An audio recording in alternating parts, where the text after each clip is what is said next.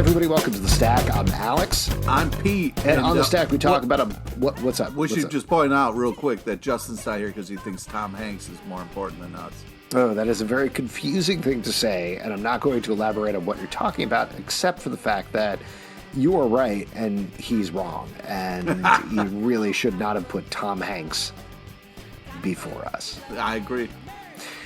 You know who else is a big star, though, is the Hulk. He's one of the biggest stars we have in the comic book universe, and we're going to be talking about the Immortal Hulk, number 50 from Marvel, written by Al Ewing, art by Joe Bennett. This is the last issue of this title, but before we get into it, I do think it's important to mention that there was a huge flap, both online and off, about artist Joe Bennett, who apparently snuck some anti-Semitic imagery into Immortal Hulk and other art that he's done.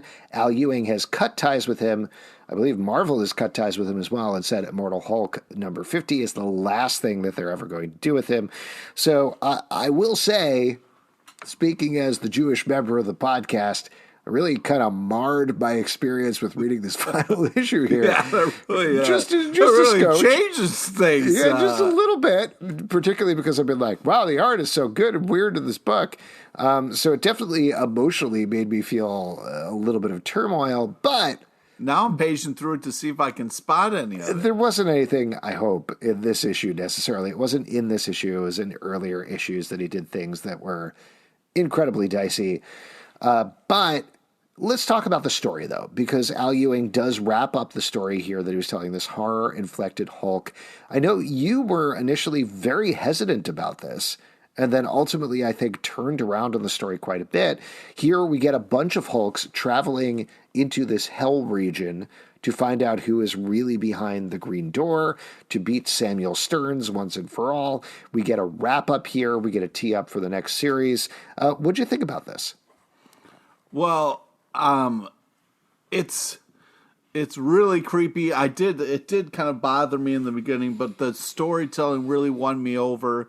This kind of goes on like I loved the shout out that we got to Hulk and his love Jarella there from the Heart of an Atom storyline way back in the day, which is one of my favorite Hulk storylines of all time. Shout of Love at the Heart of the Atom, I believe it's called, and it got a little weird. Just a little. Yeah, and so like I was a little disappointed in the ending, but overall this has been a heck of a ride, and it sucks that the artist thing had to ruin it at the end. I really like this quite a bit, and I like the fact that even to the end of this run, Al Ewing was still dealing with Hulk continuity, like you said, with the Jarella stuff and other things. He also infused his own enormous change, and I'll spoil it here, so if you don't want to know, move away, but way back in the day, going back to either great-grandfathers or great-great-grandfathers, Samuel Stearns and Bruce Banner are related. That they essentially, I believe the implication here is that they essentially came from the same mother, like in certain ways, because there was two men who loved the same woman. So they probably come from essentially the same family tree in at least some respects. So I love that twist, and I love that adding that bit to the mythology. I think the ultimate reveal of who is behind the Green Door and who is the big cloud guy and everything was a little too underplayed for me. Maybe I'm being dumb here, but it felt like the sort of thing that Al Ewing was commenting on, like, you all guessed this issues ago. Come on, you know how it is, so we can kind of slow play it a little bit. And even reading it, I was like, I think they're saying that's Bruce Banner's father, but I'm not 100% sure. So I do feel like it should have been 5 to 10% clearer in terms of what was going on there. Yeah, because after 50 issues of like real roller coaster and build up, it was kind of like, what? But the amount of mythology and the amount that he's played with what the Hulk is has been so impressive over the course of this 50 issues. We've talked about this a lot. It's pretty incredible to be reading a classic, completely different Hulk run in this day and age, and that's to be lauded in and of itself. Sure. Yeah, there's been a lot of amazing Hulk runs over the years. And, Planet Hulk by Greg Pak is definitely one of those. Sure. And this is another one. So there you go. Yeah. Next up, let's talk about whether this was a classic run or not. Strange Adventures number 12 from DC Comics, written by Tom King, art by Mitch Gerads and Evan Doc Shaner. This is wrapping up the storyline here as Mr. Terrific and Elena Strange, I guess is her last name, travel to the Picts to kind of finish things once and for all and rescue her daughter. This, to me, very much felt like a coda to the series. It felt like we wrapped up the main mystery of the last issue and we're dealing with the ramifications here. I didn't mind that, but I think this is something that will read better when you reread the overall series rather than reading as an individual issue. What about you, Pete? Yeah, I, again, was kind of like, this has ended, and I was like, what?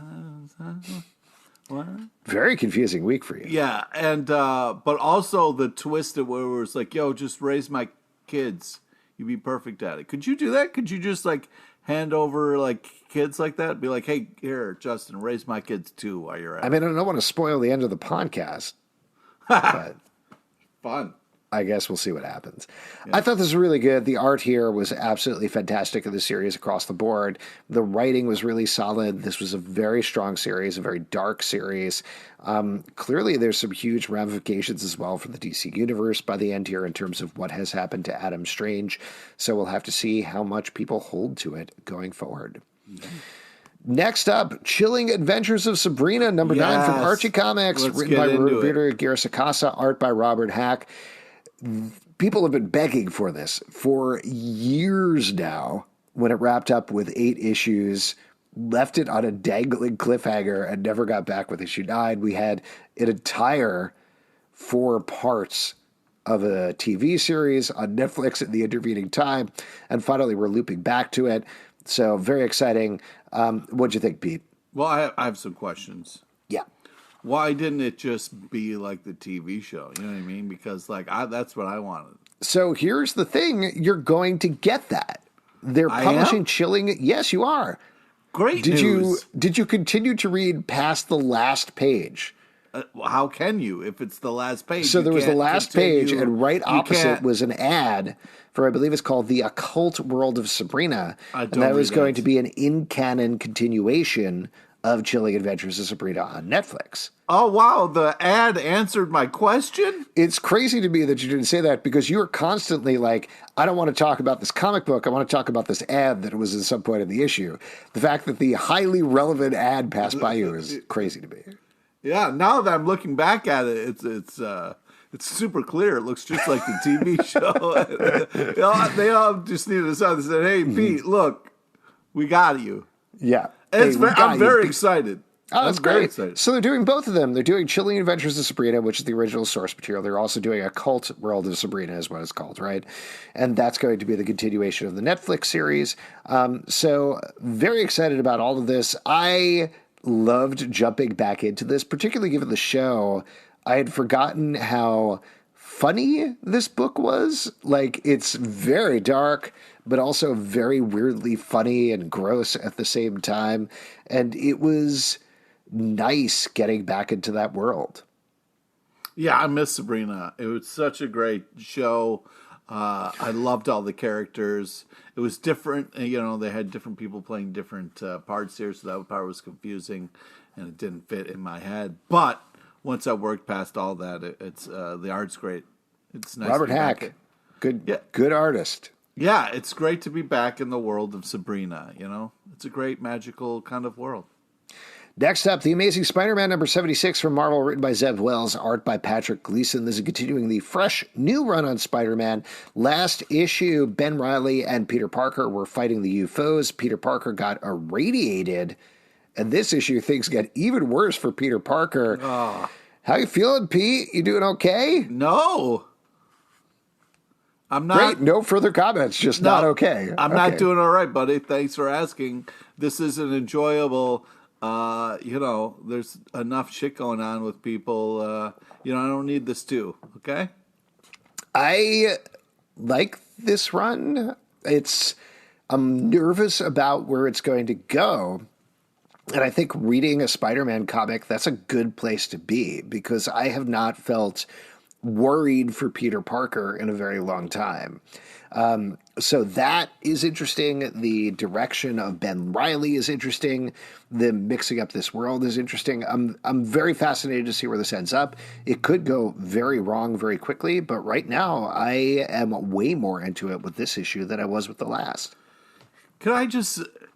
I feel like there should be some buffers between, like, when somebody just gets through a heavy kind of, like, a bunch of things going on in their lives, that they should just get, like, a couple Spider-Man one-shots just to kind of remind us of why we fell in love with the character before it just fucking tortures us again. So, like, I don't know. We just got off the emotional roller coaster with the dead people bullshit and the last one, and now we're kind of like dealing with this evil twin bullshit with Ben Reilly, and it's just kind of like, man, I know Spider-Man's always in some shit, but it would be really nice if I could just enjoy myself reading a Spider-Man comic. You know what I mean? Not now. Not ever. Not going to happen. Cool. Wonder Woman number 780 from DC Comics, written by Becky Cloonan, Michael W. Conrad, art by Travis Moore and Steve Pugh. I'll tell you what, this is 100% on me for not reading any news about this or anything, but I was super bummed when we got to the last issue and felt like, oh man, we're having Becky Cloonan and Michael W. Conrad are wrapping up their run. What a bummer. And then this issue, they're back. And Wonder Woman's back. She's back on Earth. She's alive. She's hanging out with her friends. Oh, man. Very happy about this. What a pleasant surprise for me, the person who did no research. Yeah. This is just, plus, the cookies moment was fun. It was nice to see Wonder Woman walk around the halls being like, hey, and then people coming to grips with Wonder Woman being alive again. I was a little disappointed in Batman. Like, it would have been nice if he reacted a little bit better than just the handshake. I mean, that was fun. That was a fun moment. You have Batman come in and be like, well, glad you're back. See you later. And he was like, even I didn't see that coming. Yeah, I know. I want a little bit more. You know what I mean? But he was like, even I didn't see this coming. And I was like, come on, Batman. You can do better than that, right? Wonder Woman's alive. I love the moment, just the brief moments of Steve Trevor finding out, Etta Candy finding out. Very sweet. Very wonderful. Really excited to follow this going forward. I'm so happy this team is back. It's great. Great. Good stuff. Next up, Star Trek The Mirror War, #1 from IDW, written by Scott and David Tipton, art by Gavin Smith. I was curious to check out this one because we checked out the Zero issue that set this up. This is essentially a jacked Captain Picard is trying to take over the Mirror Universe. Woo! Yeah, it's like some fanfic, bro. He's a hunk. Okay. He's got a goatee. He's got no time for shit. Oh, my God. This is very silly, but I had a good time reading this anyway. All of this twisted Next Generation stuff is very fun. It doesn't go... I don't know if they mean it to go dark. Like, sometimes the Mirror Universe stuff, like the stuff they did on Star Trek Discovery, was very dark, like very intense and very dark. This is more funny dark, but I liked it. What did you think, Big? You're, I think, a little less of a Star Trek fan than I am. Yeah, this was just insane, man. This was just like, when they were just shooting people in that hallway, I was like, come on, man. Yeah, it's kind of like, as someone who's not as familiar with the original, like all the kind of lore, to kind of have the Mirrorverse, it just seemed like really over the top. In a way it's definitely playing on your expectations of things. There's like Chief O'Brien is the main engineer, and he's just this nice guy on the ship, and here he's like, I'm a witch, essentially, and it's silly. I don't know, but I had a fun time watching it. Good. Watching it, by watching it, I mean reading it. Yeah. I guess you play them in little movies in your head. Now, Pete, are you having like a little bit of a mirror war of your own? Like just sort of like having a little bit of fight trying to get a mirror when you're trimming yourself, down there or anything. Well, I think that's something you don't have to worry about quite as much. You talking about my pants pumpkins? With your pants pumpkins. That's not something you have to worry about as much if you use Manscaped's performance package, Pete. Well, you're not going to have a mirror war. You're going to be in. You're going to have form a federation. Oh my God. with your pubes, because autumn is in the air, the pumpkins are in the patch, and our friends at Manscaped are here to make sure you don't carve your Pamps pumpkins? When you're grooming, if you know what I'm saying, make sure you're keeping things fresh this fall with the leaders in male grooming and the brand new 4th generation performance package. Boys, get ready for cuffing season like no other. Ready to take the leap into fall with Manscaped? Join the 2 billion men worldwide using Manscaped by going to manscaped.com for 20% off plus free shipping with code FANSIDED20. Now, yes, Pete. I'm just going to say, we're not just shills, you know what I mean? Like, we've used this product. We were like, hey, this works. This isn't going to leave your balls feeling weird, all right? This is going to take care of your balls. Well, you use the Lawnmower 4.0, right? And I made a jack-o'-lantern with one. Yep, and I can't tell you enough. The light is super important. You need that down there. Here's the great thing. You can use it down there if you want, but also you can trim a jack-o'-lantern and then leave the light on in the jack-o'-lantern, and it's all spooky. Wow, that seems gross. I mean, I made my own pants pumpkin is essentially what I did. But in this package, you're going to get the Lawnmower 4.0 trimmer, the Weed Whacker, the ear and nose hair trimmer, Crop Preserver ball deodorant, Crop Reviver toner, performance boxer briefs, and a travel bag to hold all of your goodies. Nice. What a deal. And it's an even better deal because you can get 20% off plus free shipping with the code FANSIDE20 at manscaped.com. That's 20% off plus free shipping with the code FANSIDE20 at manscaped.com. Make your balls a priority this fall. Choose Manscaped. Your balls will thank you. Also, your space balls will thank you. You got it. Stop doing that. Bruce Wayne may appear to be a wealthy playboy, but beneath this facade, his true identity is that of the Batman, waging an endless war against crime. Join the Caped Crusader and Batman The Audio Adventures, the first scripted audio original featuring Batman and his villainous rogues gallery in a world premiere story of life and death in Gotham City, debuting exclusively on HBO Max. Starring Jeffrey Wright as Batman and a who's who of incredible Saturday Night Live alums, this rollicking adventure told across 10 episodes is written and directed by Emmy winner Dennis McNicholas, includes devilishly delightful original music by Doug Bossy, and performances by Rosario Dawson, John Leguizamo, Chris Parnell, Melissa Villaseñor, Seth Meyers, Jason Sudeikis, Brooke Shields, Fred Armisen, and many, many more. Go to hbomax.com/Batman Audio Adventures for more and stream Batman The Audio Adventures only on HBO Max. Next up, X-Men number 4 from Marvel, written by Gerry Duggan, art by Javier Pina. This is a spooky Halloween issue of X-Men as the X-Men are tortured by Nightmare. Now, you've been a little, not so much back and forth as back on the X-Men. But here, this feels like a classic X-Men adventure as they fight Nightmare. What'd you think about this one, Pete? First off, love the Headless Horseman cover holding Cyclops' decapitated head as like a pumpkin. That made me happy. I thought that was fun because it was like, hey, Cyclops is dead. Wouldn't that be cool? Anyways, we have a lot of... This is like...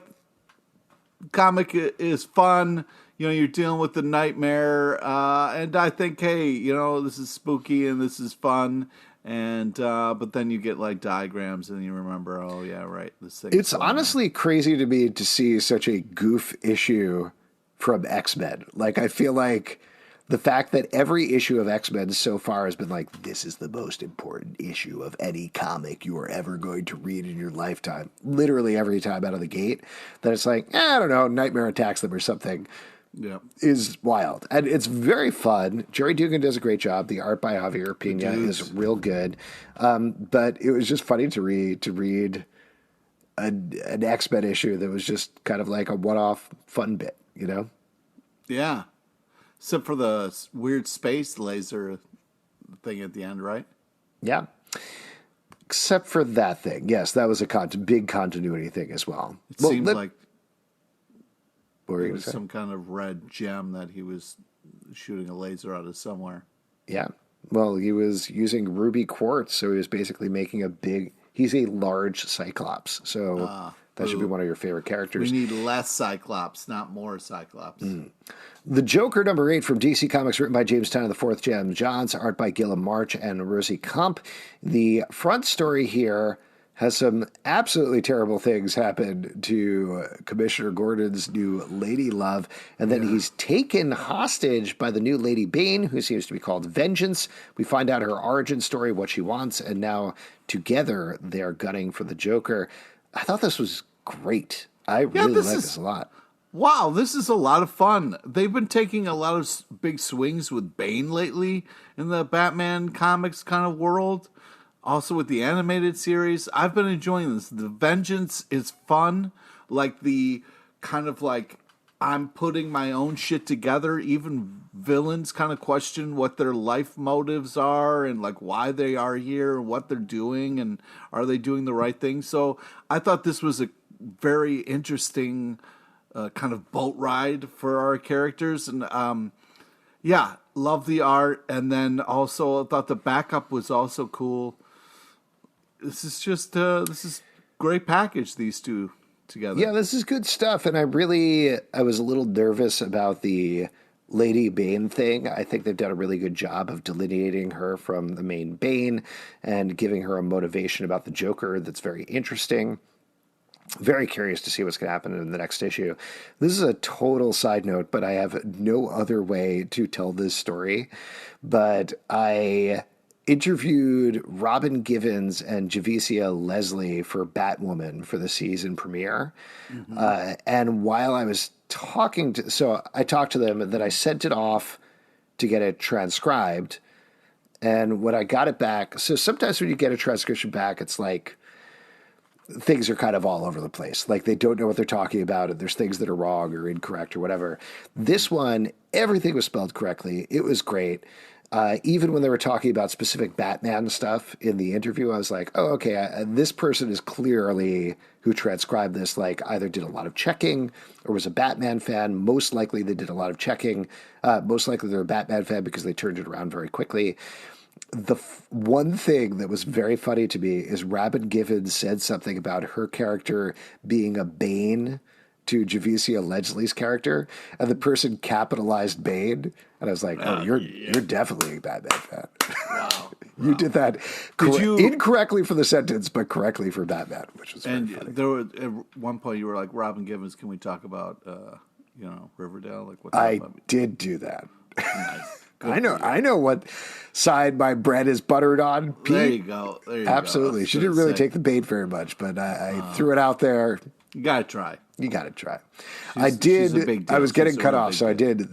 We're getting on a very side topic. I did refrain from asking her whether Sierra McCoy and Tom Keller are still married on Riverdale because I was like, they're talking. I don't have any more time to talk to them, so I got to wrap this up. But in any case, next time, Robin Givens. Next time.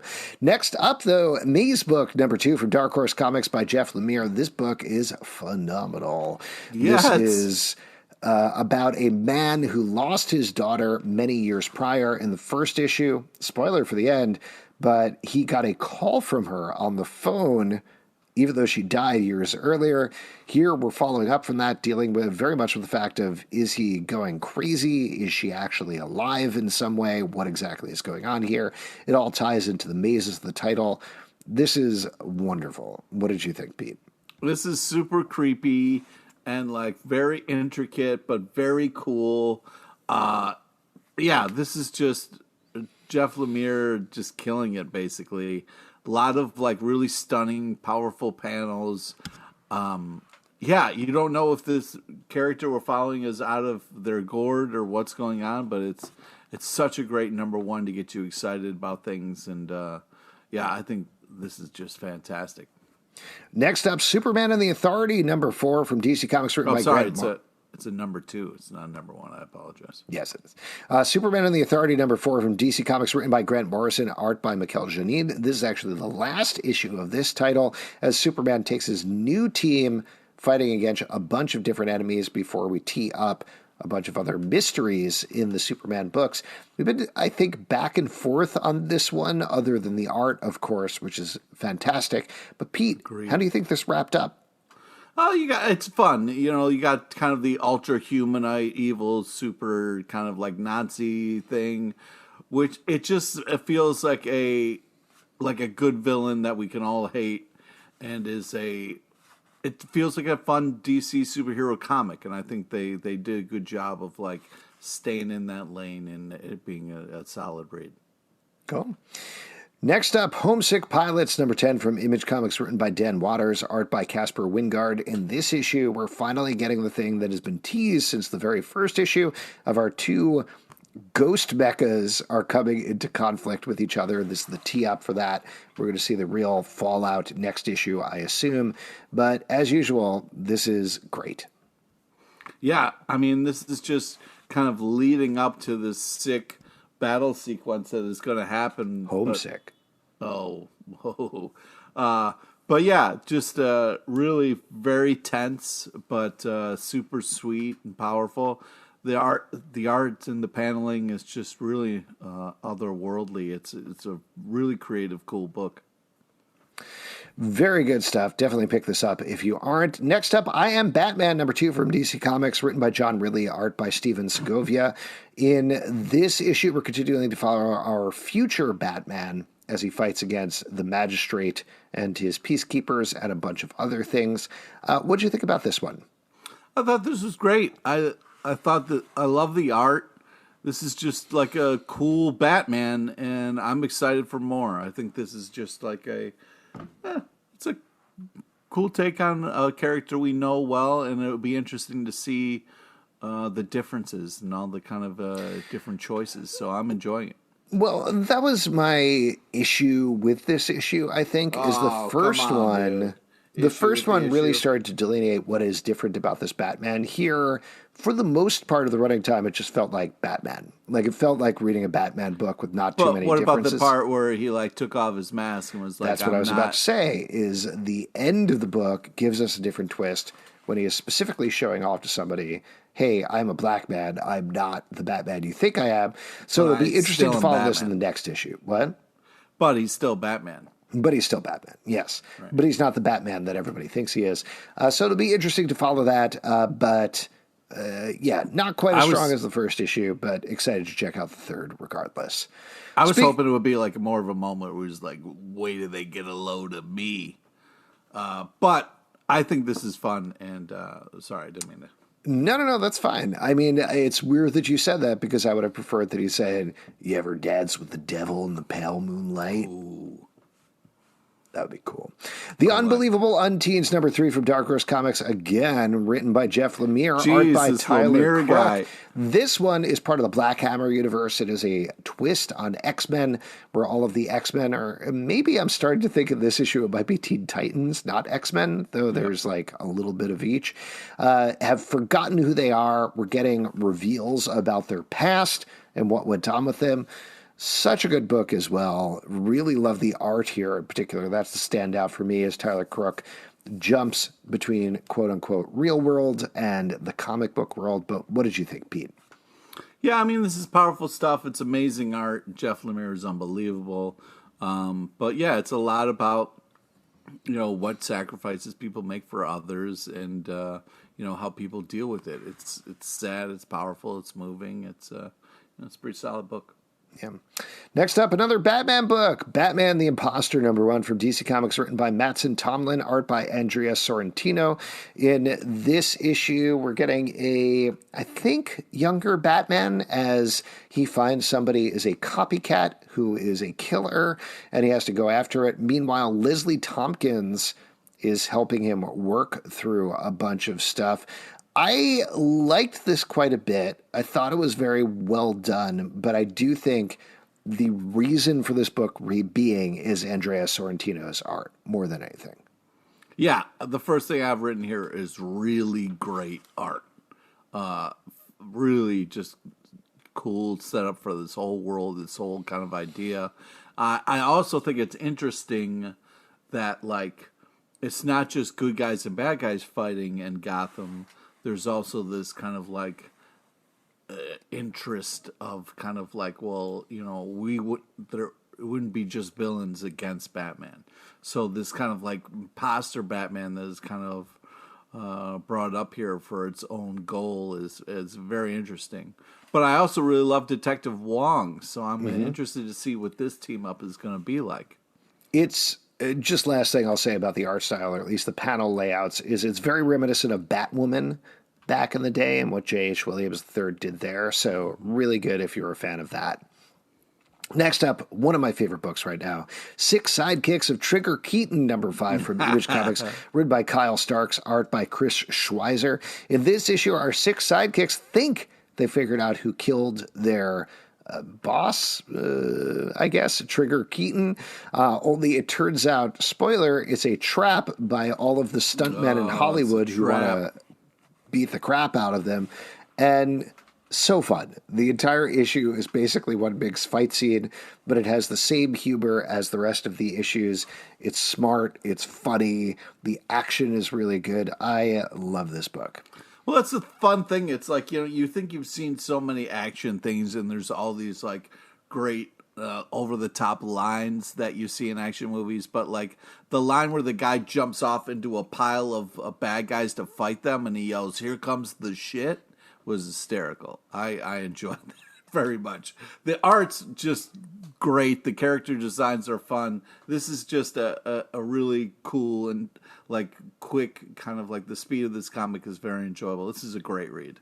So good. So much fun. Next up, another Jeff Lemire book. What are we doing? I don't know what we're doing. What a week for this guy. Black Hammer Reborn, #4 from Dark Horse Comics, written by Jeff Lemire, art by Caitlin Yarsky. This is wrapping up the first arc here as we get a gut punch of an ending for our main character, the new Black Hammer. She gets some big revelations about exactly what's going on, and as I mentioned, by the end, some terrible things happen to her. But I love, in particular, how this issue is tearing through story here. And like the Unbelievable Unteens, a lot of the Black Hammer universe seems to be playing with the idea of memory, which is very interesting. Yeah, it continues to be a very creative, interesting take on this kind of superhero team here.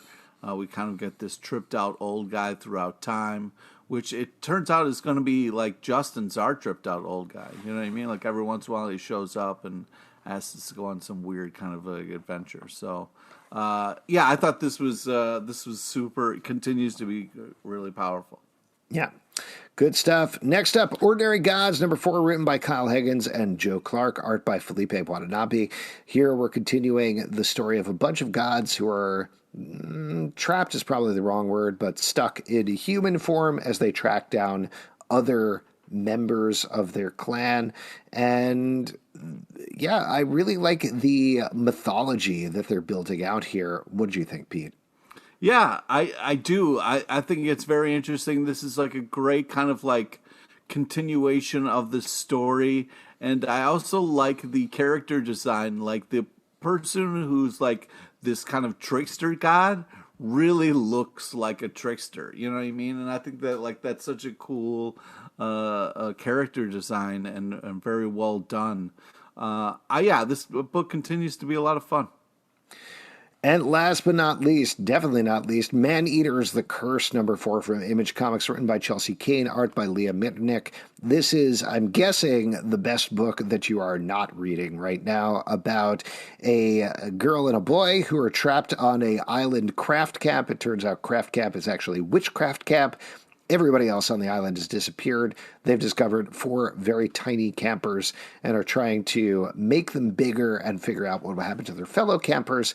It's interspersed with a bunch of, I'm curious to get your take on this, Pete, because it's very like the text pages, but more picture driven.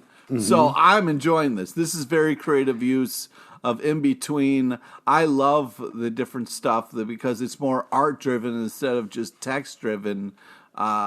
Very creative, very cool, makes it fit into this world of kids. And I think this is really just very enjoyable and creative. This was my pick for the week. I mean, there's this one kind of like page that is just like hands, leaves, and butterflies that is just like this artistic painting in the middle of this. I was very impressed by this book. You should definitely be checking this out. This is such a cool way to tell a story. I love it as well. And one of the things that I love about it is that it's actually scary at points, and it's also very funny often at the same points. Like, there's a whole thing where they're trying to get under the roots of this tree into a cave, and the girl character says to the boy character, "Hey, you go first." And he says, "Why should I go first?" And she's like, "You're literally wearing a helmet." And he's been wearing a football helmet the entire time. And it's a double-page spread of them talking and sneaking through these roots. And on the second page, there's 2 panels where he actually bonks his head on stuff. So it was helpful that he has the football helmet. And it's just such a nice payoff of that joke. At the same time where they're in this situation where you're like, I don't know where they're going, and this is kind of upsetting as we're watching it. So that it walks this line the entire time is awesome. This book is so good. Very, very good. Definitely can't recommend it enough. I would like to say, Alex, before we close out, a lot of times we get asked about like kind of comics for younger readers, for different people. I just wanted to give a shout out to Wonder Woman, The Adventures of Young Diana special. I was able to kind of quickly glance at that, and I was really impressed. And I just think that... like, is that a collection of the stuff that was in the back of Wonder Woman? I think so, yeah. Okay. Yeah, that was a really good as far story. as young readers are concerned, it's beautifully drawn and such a great story and very cool. So, when we get asked stuff like that, I never remember in the moment, so I wanted to kind of point it out. All right, I'll just play this clip back. Oh, great. Yeah, if we could just kind of, Yeah. And I'll just cue you to play it. I'll tell our producer, I'll say, hey, roll clip. Great.